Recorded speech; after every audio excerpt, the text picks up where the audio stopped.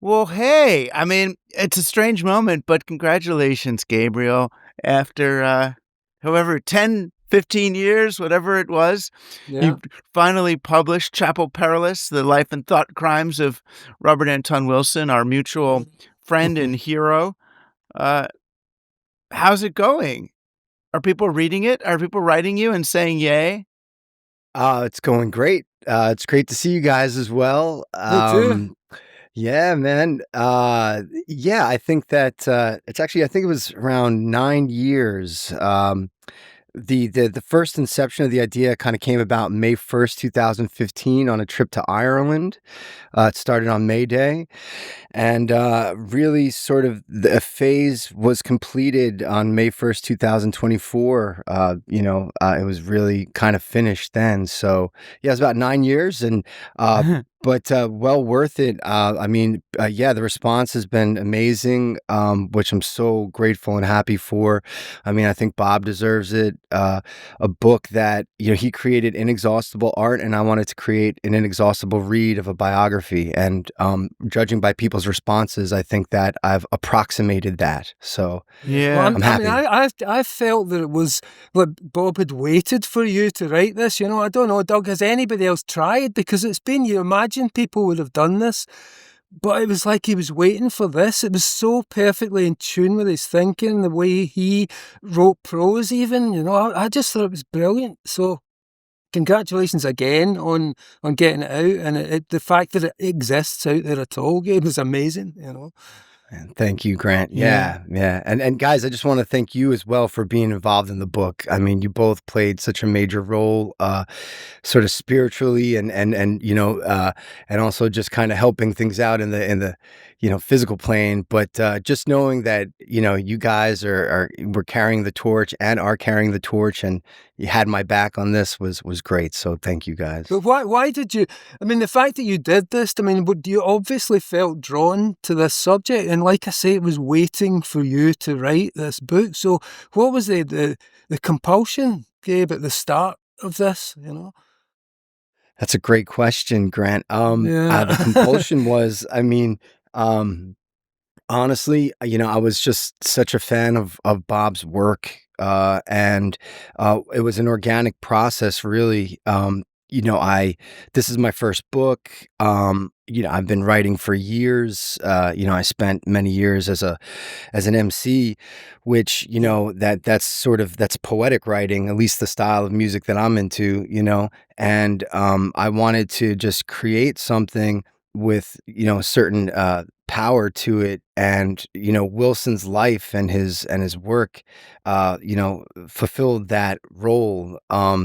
He is, as you guys know, he's an artist of great heft, and someone worthy to be studied and analyzed and criticized. And it just organically, emerged, just from being, so into his work, really.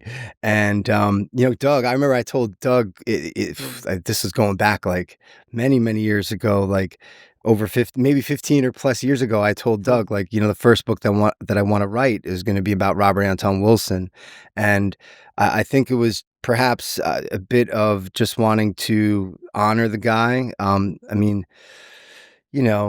Many years ago, I came across a book from H.L. Mencken, which was a biography of Nietzsche, and I just thought that was so amazing. That was Mencken's first book as well, Mhm. and Oh, so wow. I just thought that that's a great way to sort of make an entrance into, I guess, the literary space, And I just wanted to pay respect to someone whose work positively impacted my life. It was as you guys know, you need a strong engine to keep you going to when you're writing about a subject, and Wilson provided that. So it was just passion and organic, Yeah. just being a fan, but I wanted to, utilize him as a teacher and really learn how to be a writer, and Mm. produce a full book, right? That Yeah. that Yeah. alone is it takes time, and so yeah, Wilson remained a teacher throughout the writing of this book, like really learning how to create, uh, a well-written narrative. Well, yeah, because I loved the fact that it was like Wilson's writing. It was super direct. It was really.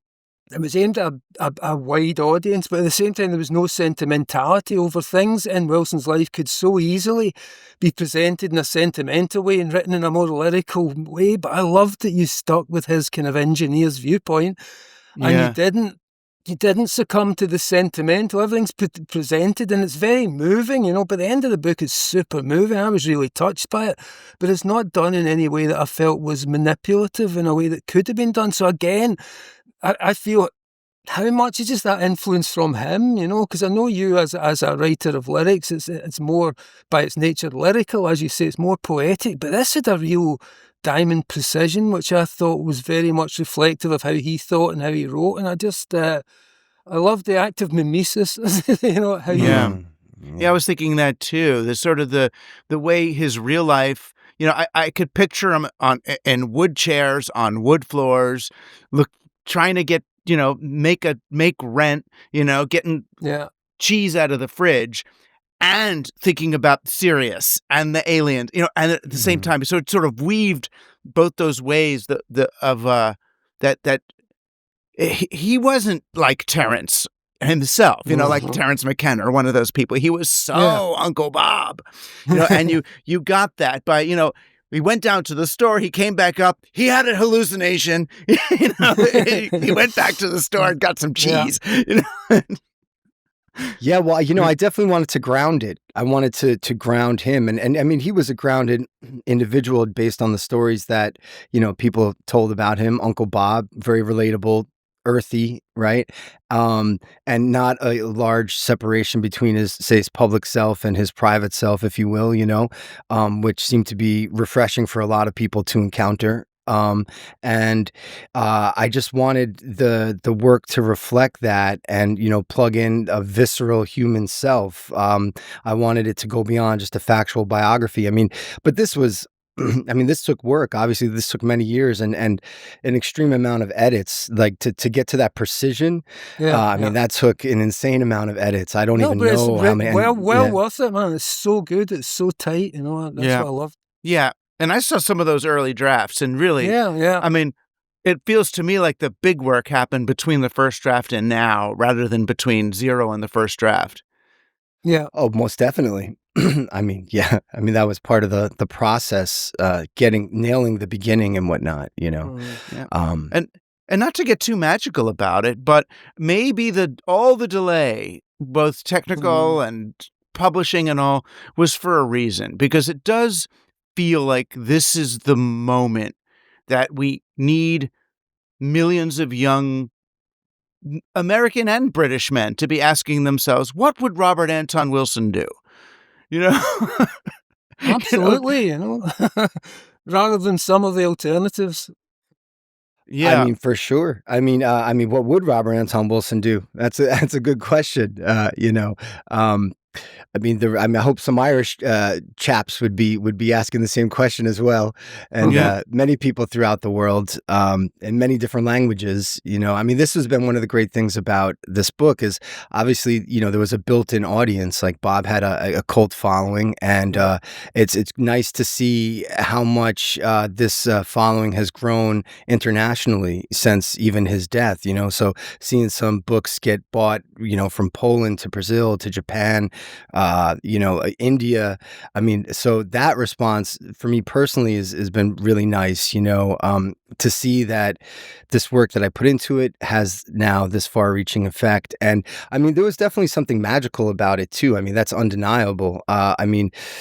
It's studying Bob, and then it's interesting. It seems as if maybe you guys have come across this, like, when you really look at even the biography of someone's life who's so charged with magic, if you will. I mean, it breaks into your world. There's no stopping it. And I mean, I had some wild, synchronistic, strange occurrences during the writing of Yeah. this thing. I mean, even and yeah, like Doug, you're absolutely correct. Like, and maybe much like Illuminatus, like that book took many years to get published, but by the time that it was published in 75, it felt like it was of the 70s Right. when it was written in the 60s. And so, like Chapel Perilous, it's very clear that we're all going through Chapel Perilous now. But for the last 8 years, it's been very clear that we've been going through Chapel Perilous. And so just the interweaving of our collective Chapel Perilous of the moment, the Chapel Perilous of Bob's life, and of course the wild Chapel Perilous that I got, and me and my girlfriend Laura Kang, aka the Semiotic Alchemist, got taken into. We were swept away by a puka as well during the writing of this book. I mean, I've never moved around so much in my life. I became a gypsy, like Jim Morrison, moving all over LA like a changeling. It was wild, and but all of this, I think, I'm fairly convinced, added some sort of magical element to the production of this book. Like, I mean, first time I ever learned about a sigil and a hypersigil was from the great Grant Morrison right here, at the amazing Disinfo conference that I first saw both of you guys speak at. And I mean, in many ways, that's the original seed of this book, being there in New York City at Hammerstein Ballroom and just seeing this explosion of awesome creativity and all these awesome people live on stage, in front of me. Like this was inspiring. The seeing it, being there, and being like, wow, people are living like this. Like, these guys are awesome. These guys are cool. They're writers. They're doing it. And so, I always had some desire, I think since I was like 15, really around when I first started doing acid.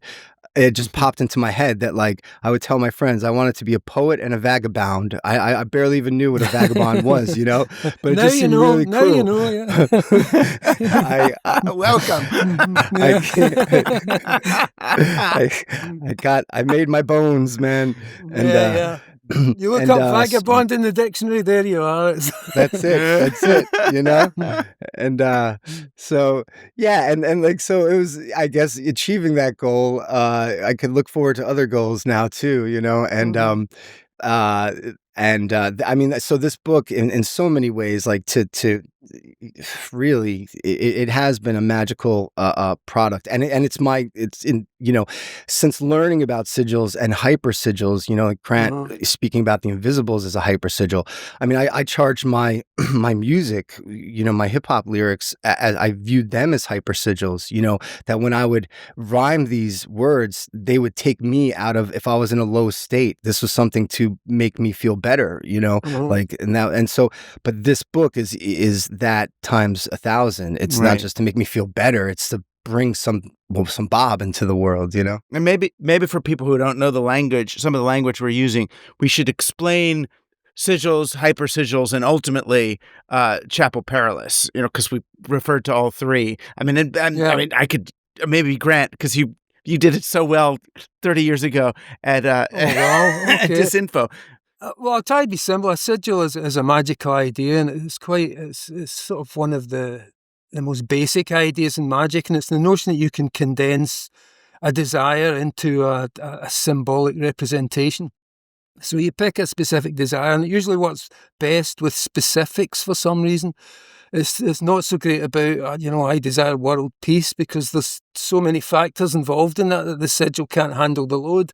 So ideally, I demand peace in my bedroom might be enough for you, but you pick something that's achievable and write it out, and then take out the vowels and take out repeated letters and squeeze it all down into something that looks like an interesting witchy sign. People have got different ways of doing it, but ultimately that's what you do. Reduce the desire to a glyph. And then the notion is that you then forget the desire, and that's the best way to achieve it. You implant the sigil into your unconscious, the different methods, by fear, by orgasm, by anything that can trip up the conscious mind for a second. You visualize the sigil and then try and forget it. You can keep it, you can burn it, you can destroy it, whatever you desire. So that's the notion, and usually it comes, something will occur. You generally have to do things in the material world, of course, in order to help the sigil work, but it tends to have a very weird and inexplicable rate of success. So the hyper sigil was a development that I just coined this kind of frantic word of the 90s. when I was doing the Invisibles comic, and I realised it was a magical spell and a magical ritual, but it was extended over 6 years. So I thought the notion of the hyper sigil being not just a condensation of a simple desire into a simple static sign, but the notion of the desire being wider and more profound and more complex, and then expressed through a dynamic sigil, a dynamic artwork that would carry that energy over a longer period of time, allow it to accumulate, and also to allow it to take on the energy of giving it an audience. That was part of it, was making it public so that the audience could add energy. So that would be my definition of those two terms, and you can pick up on whatever else there, Doug. Yeah, and then there's a few different kinds, right? So there's like the Invisibles, or I tried to do it with my comic Testament, to bring sort of magic into religion, and you with this book, but then you could also look at, say, the Trump campaign as a hyper sigil. He's doing individual magic for himself and his power, but the whole thing, and MAGA and QAnon, is a participatory sigil. Absolutely extended through time, and it has these flashpoints, these symbols, these repeated mantras and memes that sustain it through time. So yeah, I mean, there's a lot of people using. People are making music with them and games, and it's a thing that's caught on, and people obviously appeal to the idea that you can charge up your artwork and make all that effort have a little extra magical significance. But as I say, you still got to do the work in the material world. That's very important. But it was certainly something that's no longer just the psychedelic left using it, but the sort of QAnon incel right with Keck and Pepe the Frog and all that was the same work. But as we said before, Doug, I mean, unfortunately the right weaponized this long before the left realized that it was possible, and I was talking about it in the Invisibles, and now we have whole generations of kids who are raised with witch talk, and every little girl's a witch and every boy's a wizard. Everyone's into it. Harry Potter created a generation of people who were into magic. But I think it was obvious that the right seized on all those tactics and used them to rewrite reality right in front of us, Because then I'm thinking, like, to us, though, to you, me, Gabe, all of us as young men, sort of Robert Anton Wilson was to us the way, say, Jordan Peterson, Brett Weinstein, and Joe Rogan are to today's generation. And I'm wondering, how would Bob help, or could have helped, or his work help young men choose a different path, if that makes sense? Well, what worked for me, Gabe, and I don't know for you, is just the fact that he gave practical instructions in things like, Prometheus Rising, and particularly quantum psychology. They were things you could do, and as a younger person, and when I felt powerless and I first discovered Wilson, it was the fact that he gave me practical techniques, and I could be skeptical, but I tried them and I found that they worked. So that gave him more credence in my eyes. And I think if you can honestly offer people something that will genuinely change their life by following these injunctions and change it in a more beneficial way, rather than you're still stuck in the house listening to another goddamn podcast. What Wilson did was say, do this and be as me, eat of this fruit and be as I am. And it worked. It changed your head. It made you more confident. It made you able to go out and do things and tackle the world in a new way and see things in a new way. So, I mean, that's how it was for me. I mean, for you, that sense of empowerment came through those books where he just laid it out. 100%. Yeah. I mean, and he's so good at that, right? And he's a teacher for that. And whether or not that has a political bent, left or right, I mean, I think his whole career, especially towards the end of his career, he was all about going beyond left and right. And in the 70s, at Wilson's peak, most far out thinking, he was all about an up and down trajectory. Like, we had to go to outer space. And then from there, things will probably be more of a socialist libertarian kind of equation or whatever. But in terms of Wilson's life, and I don't know, I don't quite know. I when I speak to younger people, I met a couple of guys who were recommended Jordan Peterson, but I mean, I think that there's so many people on the playing field right now that young people are into as well. Like Jordan Peterson, who's this old guy? I don't know if 18-year-olds really care about this guy. You know what I mean? And same goes across the board. I mean, generations are changing ever quicker than before. It used to be 15, then it was 7. Now it could be every 3 years there's a rotation and a new shakeup. And this, in terms of Trump and sigil and hyper sigil, I mean, I'm not quite sure. I mean, I think that there was an engine behind it that's beyond magic. It's just pure politics. I mean, the Republican machine threw all their money behind Trump at some point and support. And whether or not QAnon is a hyper sigil, I mean, yes. I mean, Grant touches on this in a essay, about corporate sigils, right, and corporate magic. And Doug, this is, I mean, you've spent a career breaking this down, and in such a great way. And I mean, in order to just sort of take the air out of that, I think those sort of things will just wind down themselves. So the multi-ordinality of the power of a sigil, I mean, it also depends on, I guess, what the source is, what the source code. So I think that Chapel Perilous, The Life and Thought Crimes of Robert Anton Wilson, is a far more powerful sigil than anything that MAGA produces and ever will produce, for that matter.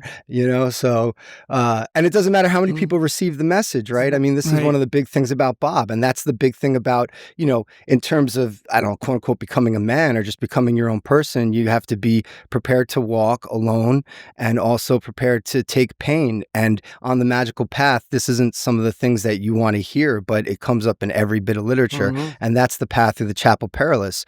Sometimes you have to walk alone, surrounded by death, and you feel like there's nobody there, and you cry out in the middle of the night, and you might be greeted with a call back. So I found that. Or you might not.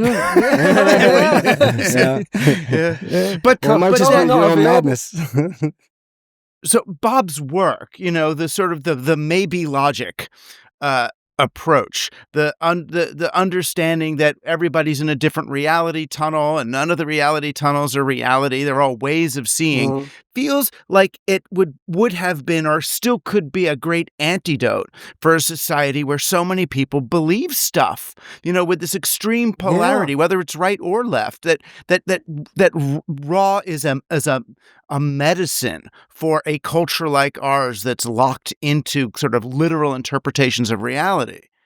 Yeah, well, because I think, again, he presents things, fragments things. As I say, he's a playwright, he's a philosopher, he did a lot of stuff. He was a stand-up. So he was trying to put out the information in a lot of ways, and I think he has a natural appeal for people who present one pyramid idea that's, okay, there's the guy at the top of the pyramid and this idea is right, and there's always one guy at the top who's got...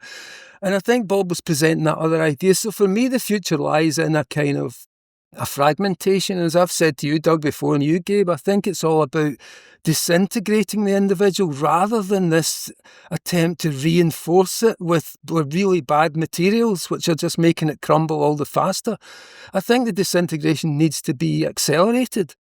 And I think the people of tomorrow will have multiple viewpoints because that's the only way to survive in this kaleidoscopic world. It was easier to have a single reality tunnel when you lived in a village.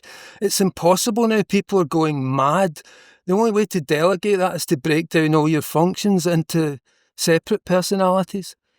And as I've said before, it's like it's multiple personality as a lifestyle functioning option. And I honestly think it's what lies beyond the current mental health crisis, the current identity crisis.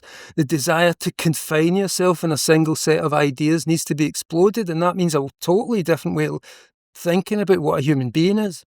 So for me, personally, bringing it back to Bob, I got all that from quantum psychology and from the 8 model and from reading lots of other things that were based on that model and how really, I had lots of component parts of myself. Why not separate them out like a Justice League, put them round a table and allow them to disagree and reach consensus? And for me, that is the future of the next generation if they want to survive, but we're not quite there yet. But I'll end that thought as what it occurred to me is, you're talking about the disinfo thing and the way I discovered Bob when Brian Talbot gave me Illuminatus when I was like 18, and it was, holy shit, this is the most incredible thing I'd ever. And Bob, and then you're reading about the smile idea and space migration, and I wonder how much of what we do is just carry the flame and pass it on, because we've said before, we thought we were going to be here for the great, Aquarian awakening or whatever, the Star Children, but there is a sense that Bob is still underground, but the fact that we keep passing it on and the flame is carried through, there is obviously a moment when he is going to appear, like Paul Lafferty will suddenly appear into the world. It's like, oh, fuck, it makes sense. It all makes sense. But that moment hasn't quite arisen. And when will that be? It may not be in our lifetimes yet. It may be in yours, Gabe, but we do carry the flame. And I think that's really important to do that. It is tricky. I mean, the Chapel Perilous that Bob spoke about, which, is basically the kind of dark, scary path you walk through as you realize that reality is not what you thought and none of your fixed notions work. And as Grant says, that there are all these different people inside you. There's a cynic, there's a romantic, there's a poet. Joker, all these types. I mean, I guess for modern audiences, it would be called internal family systems. You have these different people in you that you can embrace. I forgot where I was even going with this. I was interested. I was trying to explain so much along the way. I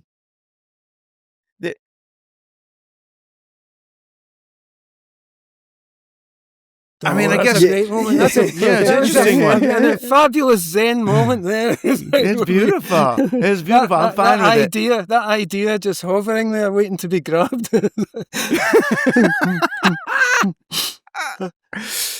But yeah, I see that now, though, that relationship between the 24 multiple selves that Wilson wrote about in Cosmic Trigger. And then, Grant, you explored it in The Invisibles like so well, and that what Wilson got, they call it the state specific information systems. And I find that very interesting. I guess where I was going to go with it was, from sigil to hypersigil, it's from personal Chapel Perilous to collective Chapel Perilous.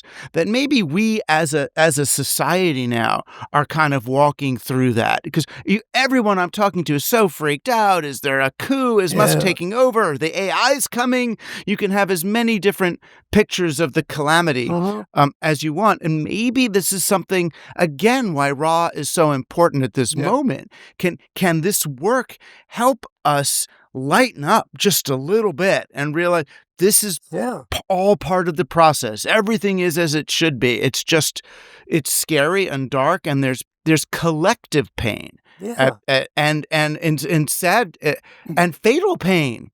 It's as we go through this. But think again, Doug, it occurred to me, and Gabe, it occurred to me today that when Wilson was writing, and the times we live in seem so extreme and scary, and I'm thinking he was writing at a time when Vietnam was going down.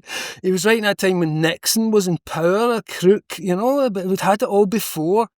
He was writing when kids were getting shot dead at Kent State. That felt like the apocalypse then. It feels like the apocalypse now. And I wonder if, as you say, the same response, we still have to keep saying the same things and reminding people, hey, calm down. You don't have to keep doing this, Exactly, yeah. Robert Anton Wilson was writing for an audience, at least the young men, who, while they're reading, every single week a number's going to come up in the newspaper that's going to decide whether, based on their birthday, they're going to have to be shipped off to Vietnam and shoot people or get shot. Yeah. That's the mindset in which they were reading, this work. So it's pretty perilous, put it that way. Yeah, and I think we have to remember that these things do repeat. These shadows come around again, but again, this is the same. The disinfectant always works, I think. But also, too, Wilson, acceptance of all is as it is, I suppose. Everything is everything. But within that, Wilson didn't just kind of sit back like the Dalai Lama in his Illuminatus trilogy. He had his shoulder to the wheel. When he, in the 60s, he took part in a civil disobedience demonstration at Yellow Springs, Ohio, that was all about, making a barber shop, local business desegregate, right? And according to law, how it should have. And he put his body on the line when he had a young family. He was scared to do it. He thought that if he got arrested with a young family, this would be really bad for everybody. Yeah. But he thought about the people in the civil rights movement, people like Medgar Evers, people who were people like the Freedom Riders, the three individuals who came from the North who were killed in the South to help Black Americans, get the power of the vote and reinstall this power, right, that they had, that was granted to them. And so, I mean, Wilson put his shoulder to the wheel. Even when he was an old man in his wheelchair, he took part in the Santa Cruz WHAM women's the movement to legalize marijuana, or for medical marijuana, Val Corral's organization. I mean, he took part in that demonstration as well. So I think accept everything as it is, but a part of that is accept then if you're one of those people that is going to put your fist in the air in the land of hypocrisy, to quote Zach De La Rocha, then do it. That's Bob was raw. There's no, but be clear-minded, with great love comes from clear vision, right? And I mean, this is something that I think is so important to his work, is that he's so focused on developing the mind, on your mind. He's a sensei. And if that's something that young guys need today, or just people, the internet just has us, mostly functioning, as Cory Doctorow said, as it further shitifies, we're just functioning off of one level, a very superficial level of reality, right? And so Wilson is just making us go, dig deeper and deeper into your own self, questioning, your own levels of perception. So he's just that guy for a segment of the population. I guess it's just people who really like George Carlin. George Carlin is their favorite comedian. I think same goes for Wilson. He's just, the way that he writes in just a specific way. He really appeals to a certain segment of the population. I think it's people that like to laugh, stoner intellectuals, really smart people who are not afraid to get goofy and laugh and realize you have to keep it light, because, just like the character of Fanny in The Invisibles, when, she's dancing on the cliff in the face of the apocalypse. We're always in the apocalypse, perhaps. I mean, during psychedelic states of mind, I mean, that definitely comes up in certain ayahuasca moments, that like, holy shit, we're in the apocalypse and we've been here forever, right? So it's just a matter of, you have to dance, you have to hold it down, and Wilson did, and just like you guys, and so is this book. I think I'm very happy, again, the more we speak about it, I'm very glad that it's hitting with people. I have gotten a lot of responses of being like, this book really spoke to me. And magically, I'll just go there for a second. It's because I channeled Bob. It's because I did the work to bring in his voice. I mean, when I got the deal, I took Hodge. I went to Garrison Beach, Brooklyn. I went to where Bob walked the streets as a little kid, and I did it twice, and the second time I went, actually, I stopped in the library in Garrison Beach, and I inquired as to whether they had any books by Robert Anton Wilson. They did not, but just past the librarian's shoulder, I saw on the row of books that a person was going to come and pick up, a row of Aleister Crowley books. And so I thought that was pretty interesting. Yeah.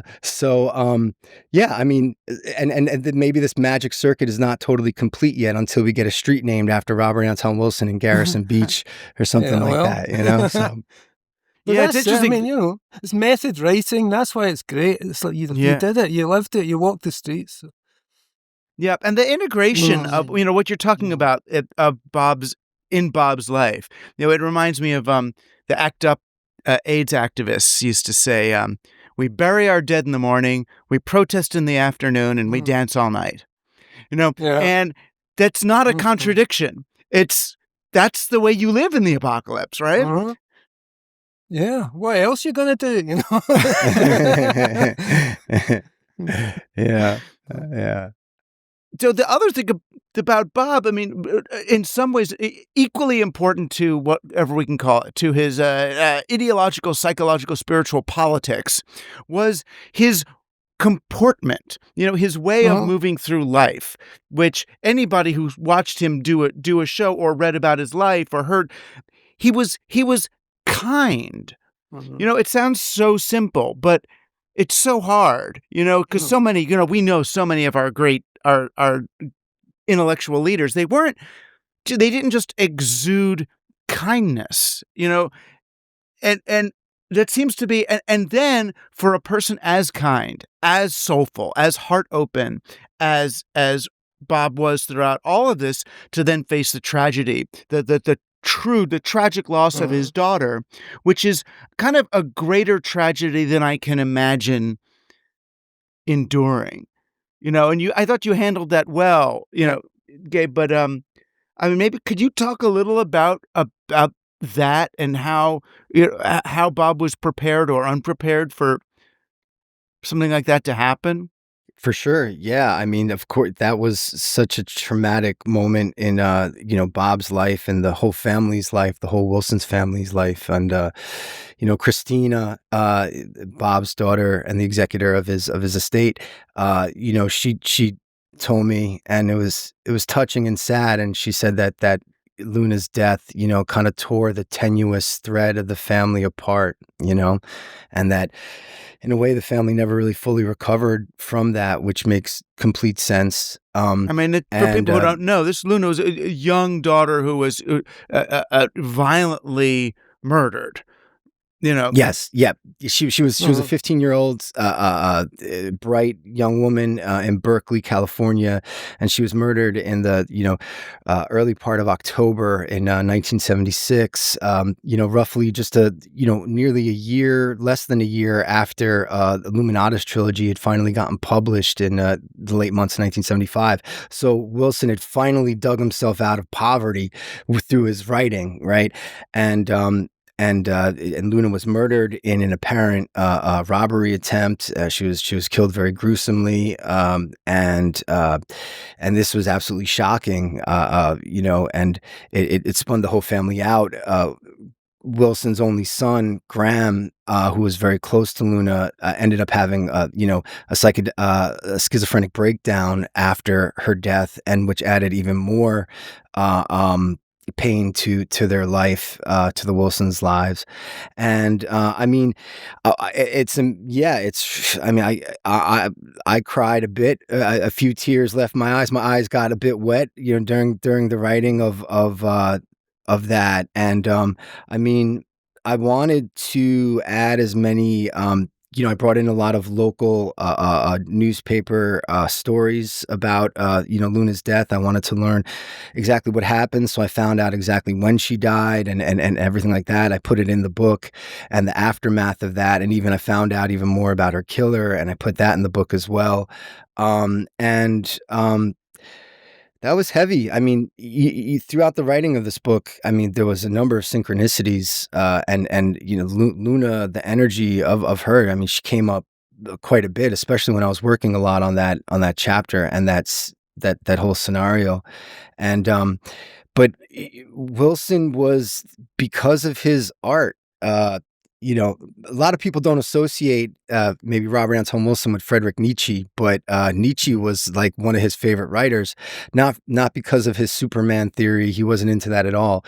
He loved Nietzsche's linguistic theories, but also the fact that Nietzsche came up with this notion, like many others, but discipline through suffering, like that utilizing your pain, you can create something great, but through that creation of something great, you transcend that pain. I mean, that's a pretty fairly understandable concept, but to put that into practice is just Mm. like Buddha's recommendation to meditate every day and just breathe. We don't do it every day, even though we can.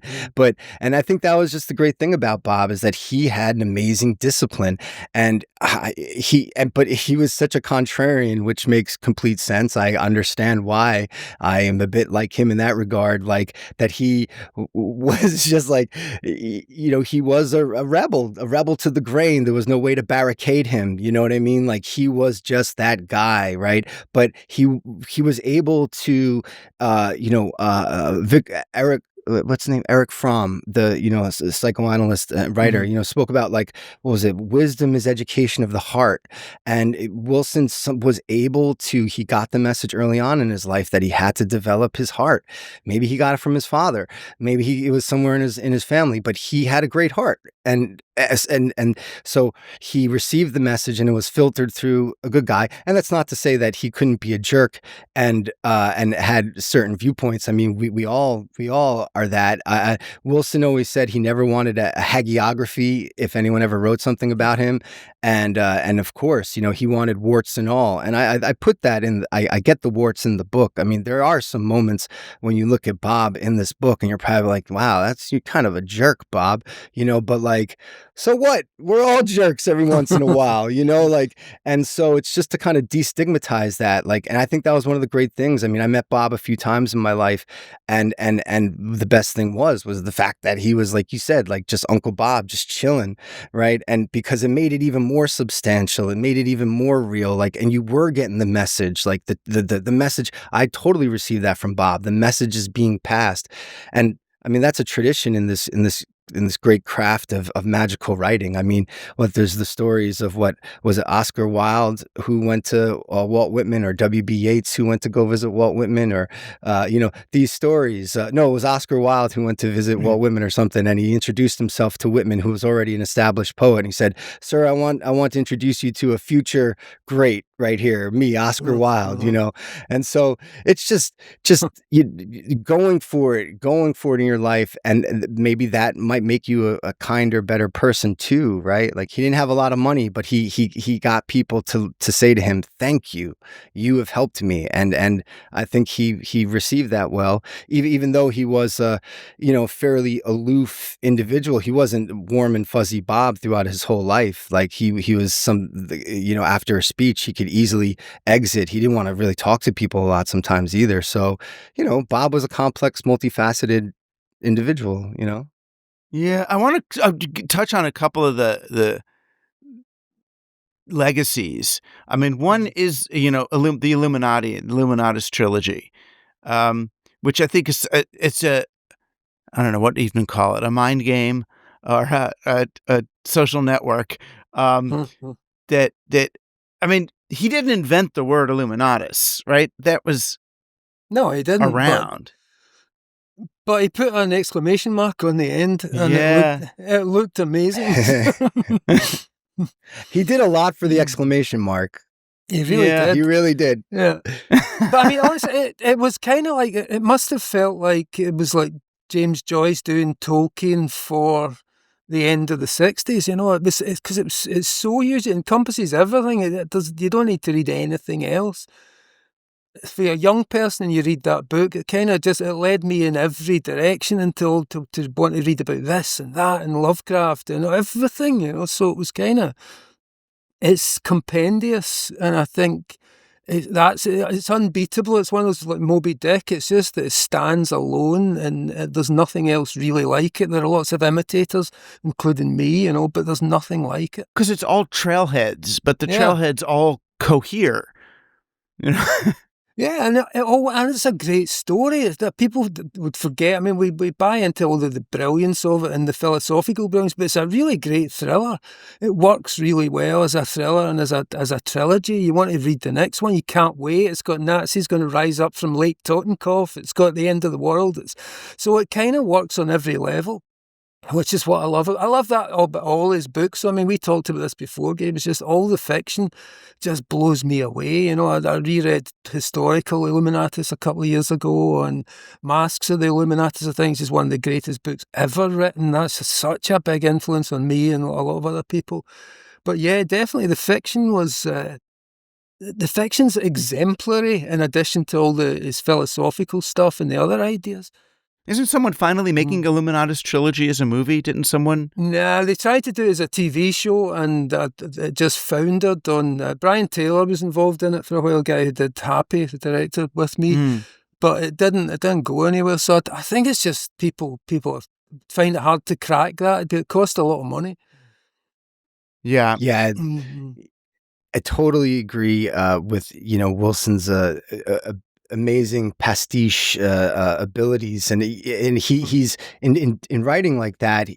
I think this is what's great about Bob is that he and I tried really putting this in the book was like, how cognizant or how present like the flow of communication technologies were through his life. Like, Wilson is born on the cusp of like this, rapidly increasing transmutation of communication technologies. I mean, he grew up, the radio was his thing. He listened to Orson Welles's, War of the Worlds at 6 years old, the original broadcast, and Wells left a huge impression on him. He was his greatest living artist inspiration. And even weirder if you think about the development of the telephone that he saw from just an upright machine to something people kept in their pockets within his lifetime, and all the weird mutations in between.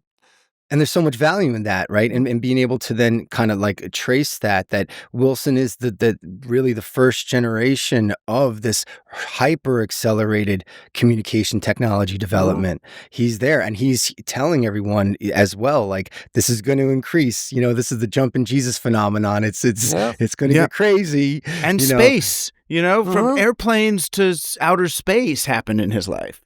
Yeah, 100%. Yeah, and how I mean, he really got into that idea, of space migration, which I wouldn't say he purely got it from Leary. I mean, that was sort of a generational sci-fi phenomenon. And just touching back on Illuminatus trilogy, like one of the things in terms of writing a biography about Bob, it's kind of seeking to have another topological viewpoint of Wilson's life. It wasn't just engaging with his ideas, which he's so fun the way he writes his ideas. You want to just strictly engage with them, but that was another great thing of writing a biography, not just the fact that it's the first biography of Wilson. And I think people will really get value from reading this in terms of looking at Bob's life from this angle, or his ideas from this angle, was just the process of going through it and doing that myself. And then being able to just kind of see the different generational engagements with his work, so how awesome it was to hear in the interviews, like that was one of the questions that I had, or the conversation would just naturally go there. People would tell me like how they discovered Bob, and like what happened when they discovered his work, and what they read when they did it. And that alone was so fun to hear, because there's a magical moment in all of that, like when it really hits, when they really discovered Bob. It's the magic of discovering great art, like you guys, you know what I mean? Like discovering what you guys were doing at the Sympho, and then reading what you guys were writing. And I was like, yes, these guys right here. There was a moment there, I'm just going to say real quick, I checked 3 websites very early on, after the Sympho, and it was 4 websites, thesympho.com, Robert Anton Wilson, Doug Rushkoff, and Morrison.net or Morrison.com. And this was an everyday thing, right? And so this is magical right here. The fact that like you guys wrote the forwards to this book, that we're talking right now, like this was, I had a magical intention. Like I was like, I'm going to build with these guys, and so, but, and that's Wilson. Wilson was, I don't know what it is. I mean, some people, when you invoke it, right, you guys know when you talk about it, it also accelerates. And Wilson, invoked the magic, and wild, crazy, strange things happened. And then people who read Illuminatus trilogy, that's perhaps his most magical work in the sense that it hits immediately with people. They immediately start having synchronicities and magic happening, and charting that generational engagement with the work was a lot of fun in terms of writing this book, because I could see that like pre-Illuminatus, like one of Wilson's earliest fans was George fucking Carlin, perhaps the greatest stand-up of all time. That's saying so much. And so why should Wilson be read today? I mean, so many people are claiming Carlin as like such a great guy, like, but that's naive Carlinites, right? Like naive Marxists, right? You only get so far. Just like, so, I mean, that's Wilson's appeal to also hit cross-generationally. I'm curious to see, and now it's different because the medium has changed. A lot of people engage with his work online now through video interviews and whatnot. And so, but hopefully they'll read the book and have those moments. And I mean, we're at a point now, like, well, books exist in a few years, so, but Wilson was there, and Wilson was able to chart it, and Wilson was able to constantly inspire readers to engage engage with his work from where they were at. So I read Illuminati trilogy like in the late 90s. The rave scene was popping off then.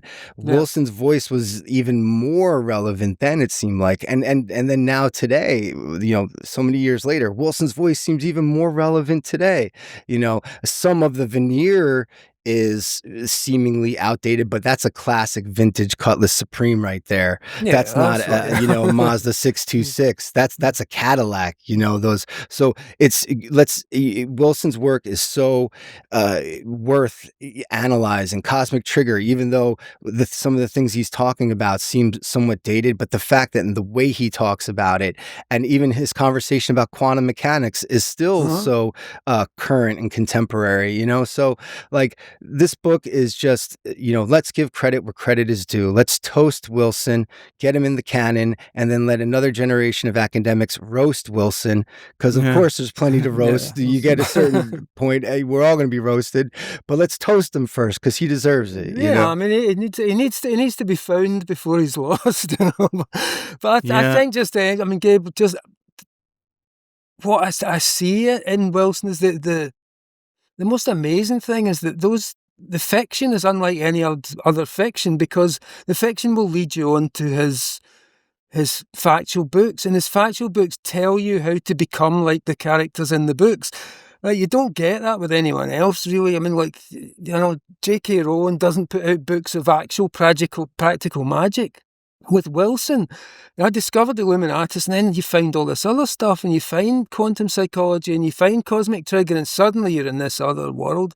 And I think that's one of the great things, and maybe that's one of the things that could help him to appeal even more, is the fact that he gives you all the methods to become the people in his books, to become like them, and that's kind of brilliant. Then it makes me wonder first, Grant, you should write more nonfiction. To balance some of it out. You have some though. Yeah, I did a big thing. That Xanadu project I did online is like just everything, true. honestly. Yeah, so there's loads That's in there. true. You kind of gave there's a psychic Bible equivalent. If you're willing to connect the dots, you can pretty much be like Grant, or do as Grant. But the speaking of which, look at this. I'm going to do as Grant. Yeah, I'll wear my There we go. Nice. Good. We need the rose-colored glasses in these times, It's we essential. do. It's perfect. But the thing I'm wondering, and from both of you, is, and maybe it's too big a question, but what would Raw do now if Raw? Since let's summon Raw, right? Let's retrieve him for this moment. There's a whole lot of people who are open to Robert Anton Wilson, who remember Robert Anton Wilson, who were inspired by Robert Anton Wilson, who would love to go to Bob's apartment in Capitola and say, Bob, I'm freaking the fuck out about Musk and AI and the government and the climate and the collapse and everything. What do I do? What would Bob do? How would Bob help us address this moment? I think Bob would, just to laugh first, and he'd put it in such a way that it would be funny. He'd be like Mark Twain about it. But ultimately, I think he'd tell us to look for all the signs of everything that he and Leary talked about playing out.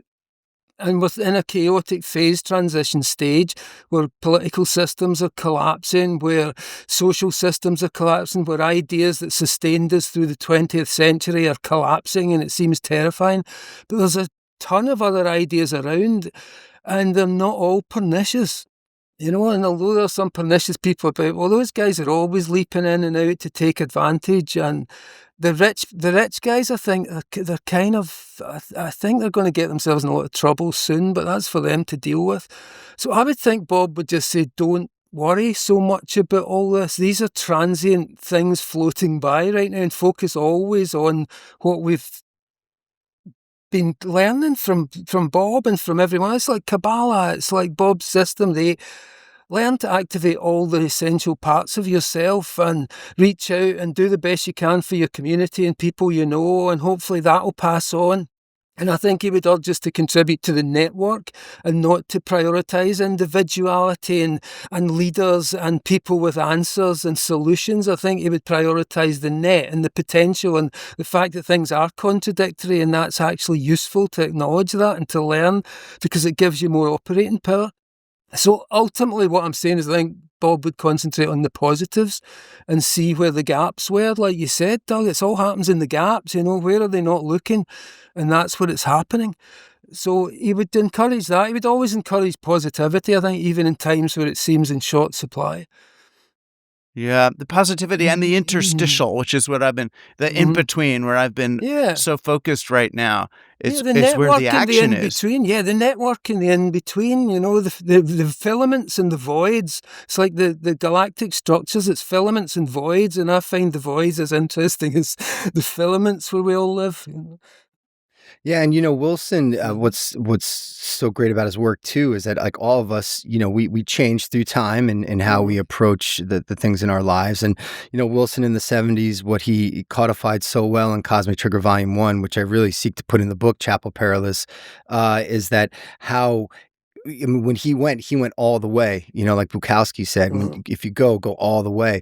And he learned everything, it seemed like, about Thelema magic in like such a short amount of time. And he went all the way. He took the oath, and he wanted to have the knowledge and conversation with the Holy Guardian Angel. And of course, Cosmic Trigger is the record of that. And he found that it was a 6-foot-tall white rabbit from the County Kerry, a Celtic vegetative spirit called the puka, right? And but he changed, right? At a period of time after that, he transitioned from Crawley to and I say this in no mean way at all, to the wonders of Guinness. He did not become an alcoholic, but moving to Ireland, he discovered the beauty of the Irish public house, especially in Dublin, and the eloquence of bar patrons there, like, was endlessly entertaining, and he loved it. Well, Ireland became Wilson's spiritual home, as he said. From then on, he absolutely loved the way that people talked.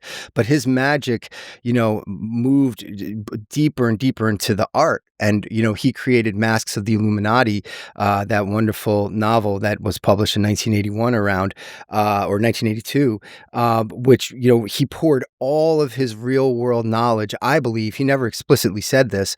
The Wilson's dream diaries and his magic diaries have not been published or found. But when you look in that book, he just put all this amazing hermetical knowledge in that book. And one of the most beautiful things is when that really struck me was when that book, Masks of the Illuminati, follows a protagonist, James Babcock, who joins up in a magical organization called the AA, and then he goes crazy and encounters James Joyce and Albert Einstein to kind of solve a case. But the character Cecil Jones tells him the 3 explanations of the Holy Guardian Angel, right? And that Wilson just went through these different permutations of interpretation of this powerful event, this transpersonal event that happens to people. Grant, you could attest to that, when you're in Kathmandu. Doug, I'm sure you had so many moments of like, just, wow, this is it, the download, if you will, right? And so, that was such a powerful lesson that Wilson went through that, and then he mapped that for people who came after, and that's why Cosmic Trigger is still such a great introduction to Thelema magic. And then that's why cosmic psychology is such a great introduction to, the psychobiology, mind-body medicine, and psychoneuroimmunology. Like Wilson was so able to just like the way that he wrote his fiction, master all these different styles. Like, and he loved the art forger Elmire, right? He loved the fact that here was a guy who can paint all these amazing masterpieces and fool the art experts, right? And the fact that he could create all these different styles that so many people could pick up. Like, I mean, that's why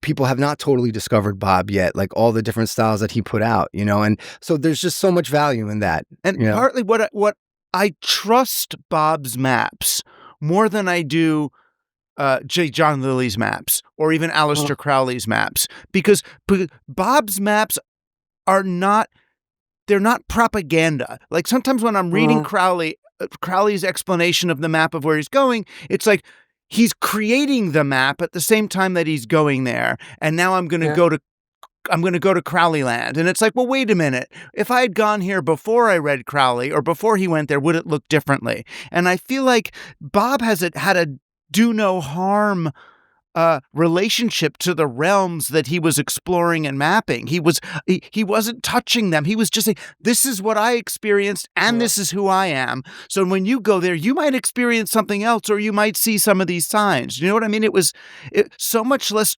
prescriptive.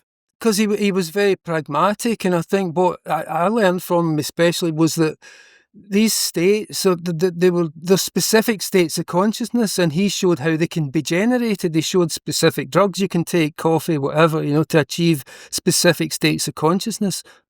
And those states are what people used to call gods, or what Crowley would call ayahuasca or whatever. But what I loved was that Bob just said, no, it's a state of consciousness. When you achieve this state, you will feel a certain way, and some people may see that state of consciousness and call it Christ. Other people may see it and call it Quetzalcoatl, or God knows what, the shining ones from Sirius. But it's a state of consciousness.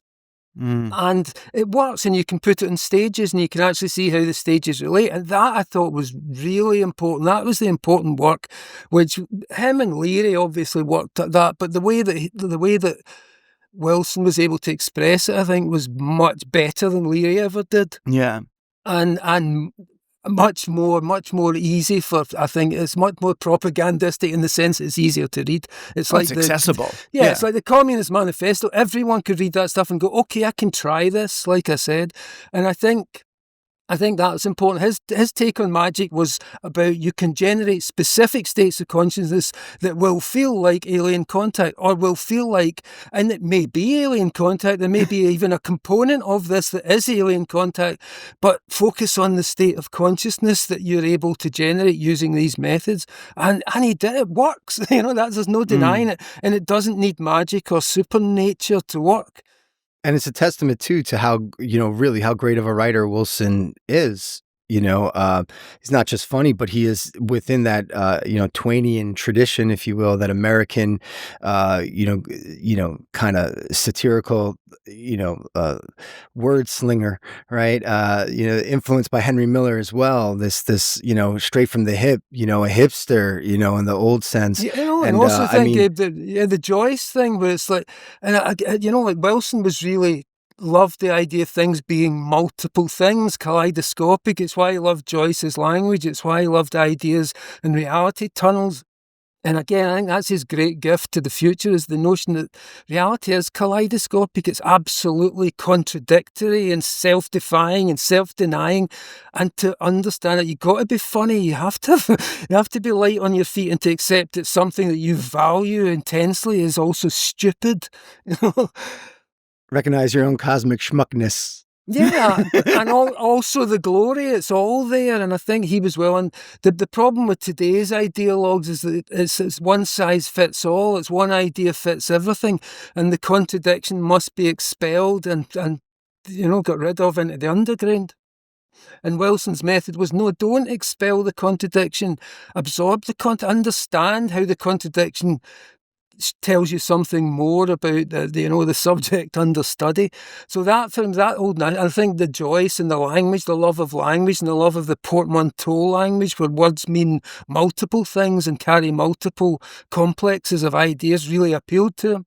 Oh, 100%. And I mean, he was so able to kind of translate this lattice of consciousness that really surrounds us all the time, this field that our consciousness exists in, and just in the sense of him seeking to constantly, produce the nuance differences of where, for instance, as he writes about in Prometheus Rising, which he gets this from general semantics, this looking at things from a multi-ordinal plane, right? And so there are times when you're hungry, and he lined that well with the 8th Circuit model of intelligence. So there are times when we're stressed out about where we're going to get the rent check from. So that'll influence the way that we speak to someone that we love. So that's all 3 circuits right there, And so I think that for me too, that was such a huge huge value was here was someone who was able to speak so specifically about the more nuanced fabrics of reality. Yeah. He just zoomed in, closer and closer, like David Fincher did in Fight Club, or they were zooming out, but like Bob was able to really zoom in and show the naked lunch at the end of the fork, as Burroughs said. But what he's also telling you, that there's a state of consciousness up there whereby your desire for the rent can be completely recontextualized as something else. It's a divine, godlike state.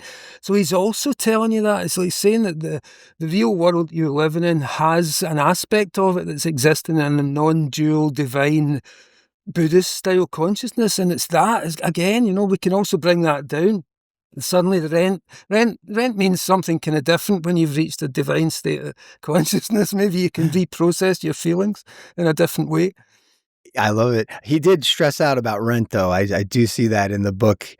That was when he, Wilson, it is interesting, right? How he had these, but Grant, 100%, that's exactly what he's accomplishing in his work, which is what's amazing to me is that he hits the marks nearly, so frequently for me anyway with his books. It lands, right? The message that he's trying to do lands, but he's going through such intense personal turmoil for most of his life, hence, the Chapel Perilous. And part of that is, I'm not a psychiatrist. It's hard to diagnose, but, Wilson, I'm not sure if he had manic depressive cycles of, very high highs and low lows, or if this was just the natural roller coaster ride of being a magical artist, right? You're going to confront it anyway. Yeah. Right? And, depends on your perspective. Yeah. Exactly. To the psychiatrist mind, it's manic depression. To the artistic mind, it's the poetic trance. Creative genius, exactly. But when he wrote about it in the early 80s, like to his friend Kurt Smith about, being in Ireland and really questioning like, whoa, me and Ireland just packed up and moved and now we're in Ireland. I don't have any work lined up. He's like, I realize that so much of I'm very depressed, Kurt, but so much of my depression in life I see has been triggered by lack of money. Yeah. So he did land on that often. So, but as you know, he was able to constantly reinterpret where he was at. I'm not even saying that it gives him a somehow an escape from that. But what he had is a context where he knew that money was a ghost, and he knew that his relationship was with a ghost because he writes about money. Money's not real. Money just exists as a concept, and he talked about that a lot. So he had that relationship with it, which is quite different from someone who doesn't have the relationship and feels more enslaved to it, I think. So that's all I would say is what I meant by that, is that he had a wider context for what money is and how it operates in a system and how it affected him personally. Yeah, and a family that was very vocal about the lack of it. Yeah, exactly, that too. That's part of the system, the physical world that he's dealing with. Yeah.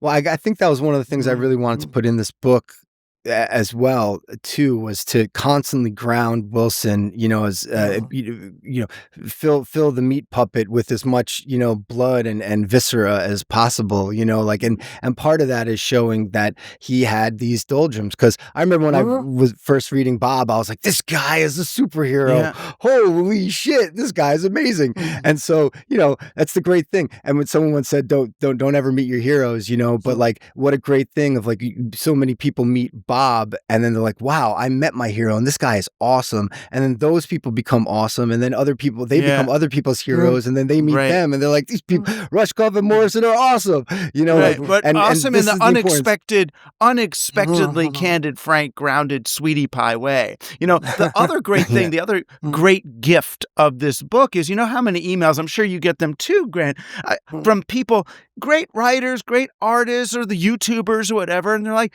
I can't make a living at this. How do I get more people? How do I feel like, am I good? Because I'm still working at the Starbucks. And it's like, read Chapel Perilous. Read Gabe's book about Robert Anton Wilson. The guy was fucking broke. He couldn't, it has almost no bearing, probably no bearing on how great an artist, a thinker you are. How well you can support yourself doing it. It's nice to get the runoff if it works, but honestly, it's not why you do it, not why any of us do it. And again, the thing with Wilson is that to say that you can write your fiction, you can do your work, but also have something to say, have a message. And I loved that. It's, give your work some meaning, at least aspire to make the world better. Yeah.